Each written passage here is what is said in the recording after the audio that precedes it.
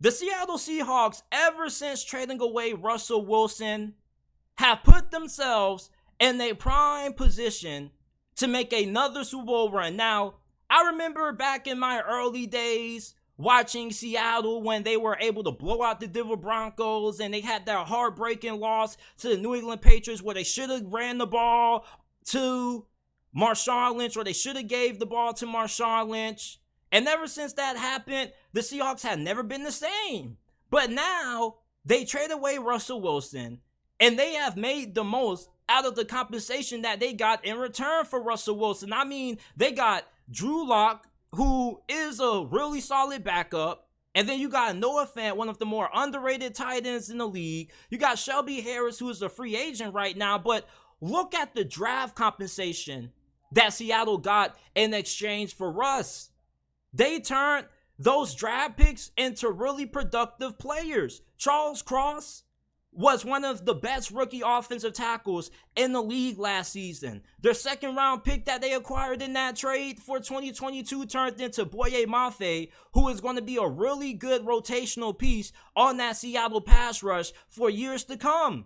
And then when you look at the first round selection that they got from that trade in this year's draft, which ended up resulting in Devon Witherspoon, you're going to end up having one of the best secondaries in the NFL. You already got Tariq Woolen and you got Kobe Bryant. Now you got Devon Witherspoon. Who the hell is going to be able to throw on that Seattle Seahawks secondary? It's the Legion of Doom all over again. Now, I don't know if that's what they call it, the Legion of Doom, the Legion of Boom, whatever they used to call it. They may have a 2.0 of that. Then if you can get Jamal Adams finally healthy, imagine how good this defense is going to be when you already look at how good their defensive line is.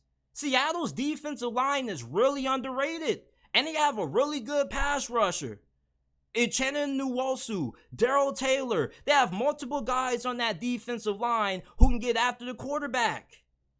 And you look at the job that general manager John Snyder and head coach Pete Carroll have done with reconstructing and rebuilding this team. This is one of the fastest rebuilds that I can remember in recent memory. Seattle was supposed to be a team that once they traded away Russell Wilson, they were done. It was it for Pete Carroll. John Snyder was done. And then you have Geno Smith, who people rolled off, but he didn't right back, who ends up playing at an MVP caliber level last year. And now Seattle seems to have a future at the quarterback position for at least the next 3 to 4 years with Geno Smith underneath center. And then you look at Jackson Smith-Njigba, DK Metcalf, Tyler Lockett. That's going to be one of the best receiving duos or trios in the NFL for the next years to come. Seattle is in a prime position to make another Super Bowl run. Now, I'm not saying that they're going to make another Super Bowl run this season, but for the next 4 to 5 years, you know how people in the national media like to use the whole Super Bowl window thing. What team has a great opportunity to win the Super Bowl? I'm not somebody who really likes using that, but I really think in this situation, that really applies perfectly to the Seattle Seahawks. Look at the state of the NFC right now.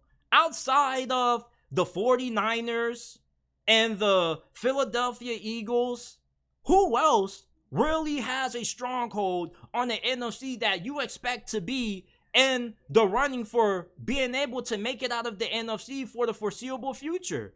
Outside of Philadelphia and the 49ers, the list is pretty thin. Yeah, Dallas is always up there, but they always fall short in the big moments. You look at Seattle, they have probably the most talented young roster in the NFL. Yeah, they do have a couple of veterans sprinkled in there. You bring back Bobby Wagner, who never should have left in the first place. You got Geno Smith, who's in his 30s. But outside of a couple of vets that are up there in age, this is one of the youngest, most talented rosters in the league.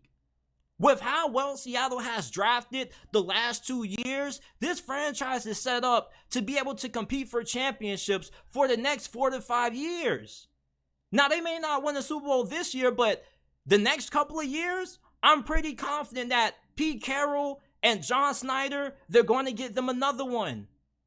It's crazy how When Russell Wilson got traded away from Seattle, we thought that this was going to be a franchise that was destined to be in poverty for the next decade because it's hard to find a franchise quarterback. Russell Wilson's just don't grow on trees, and you didn't even draft that guy in the first round. He was a middle round selection. Do you know how hard it is to come across a guy like Russell Wilson? Russell Wilsons are unicorns.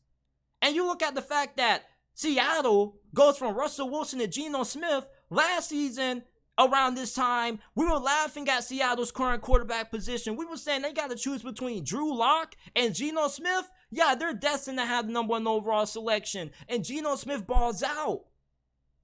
The Seattle Seahawks right now, when you think about teams who have the most promising futures, not just in the NFC, but in the NFL as a whole, this is a team that has a great opportunity to win 1 or 2 Super Bowls throughout the next couple of years. There's not a team that has a better outlook for the next couple of years in the NFL with the youth and age that they have than Seattle.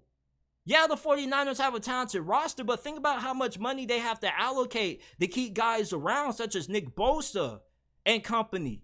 Seattle has a lot of guys who are going to be severely underpaid and are going to be really good for the next 3 to 4 years of their career because they have them on rookie deals, which is going to allow them to have more money in free agency to continue to get better at positions that they feel they need to improve at.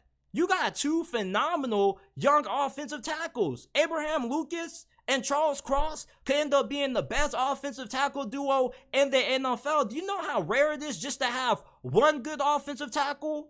The Seattle Seahawks potentially could have 2, and both of those guys could be the best at their respective positions. You got Zach Charbonnet and this past year's NFL draft out of UCLA. On any other squad, on most squads, he's a starting RB1. And then you couple that with Kenneth Walker, who was the best rookie running back in the league last season. It just goes on and on and on with Seattle. This team is just stacked with talent. Same thing with the Philadelphia Eagles. It doesn't matter if Bobby Wagner retires. They're going to have a guy who's going to be able to step up and replace him because of how well they draft and how well they are at acquiring talent via free agency. Seattle is one of the best teams in the NFL when it comes to player development. DK Metcalf. Not too many people had high expectations for him. Everybody thought that DK Metcalf coming out of Ole Miss was a combine warrior. And he has developed into one of the best receivers in the game. Tyler Lockett is still putting up numbers, but when he decides to hang it up, you're going to have JSN. You look at Seattle, this is a team that is in a great position to end up winning multiple Super Bowls. The NFC is not all that stacked. It's not like the AFC where you have a lot of great quarterbacks. And plus, when Geno Smith gets old, they can easily find a replacement for him with all of the resources that they're going to have to find another young quarterback who can step up and replace him. Imagine if they can find a steal in the middle round of the draft in next year's NFL draft in 2024. Imagine if Geno Smith retires and then Drew Lock steps up and it's just an easy transition. The Seattle Seahawks have a very bright future when it comes to the Super Bowl window conversation. This is a team that's going to be in the running to compete for championships for at least the next 3 to 5 years.